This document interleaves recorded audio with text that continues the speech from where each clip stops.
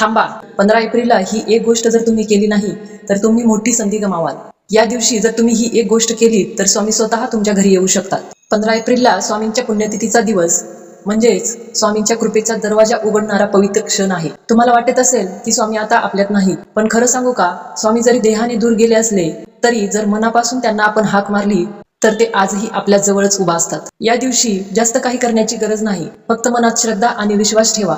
आजच्या दिवशी सकाळी किंवा संध्याकाळी स्वामींच्या प्रतिमेसमोर एक शुद्ध तुपाचा दिवा लावा आणि प्रेमाने स्वामींना त्यांचा आवडता पिठलं भाकरीचा नैवेद्य अर्पण करा किंवा गोड पुरणपोळी देखील नैवेद्य म्हणून अर्पण करू शकता. नैवेद्य महत्वाचा नाही तर त्यामधील तुमचा भाव किती आहे हे स्वामींसाठी खूप महत्वाचं आहे. नैवेद्य दाखवताना क्षणभर डोळे मिटा आणि शांत मनाने स्वामींचा निश्चंक होई रे म्हणा हा तारक मंत्र एकदा म्हणा. त्या एका क्षणी स्वामींची उपस्थिती तुम्हाला जाणवेल, कारण जिथे खरी श्रद्धा असते तिथे स्वामी स्वतः येतात. आजच्या दिवशी ज्या घरात स्वामींची मनापासून पूजा केली जाते, स्वामींचा तारक मंत्र असो किंवा स्वामींचे नामस्मरण असो जर मनापासून केले गेले तर त्या घरातलं दुःख, संकट, दारिद्र्य हळूहळू दूर होऊ लागतं.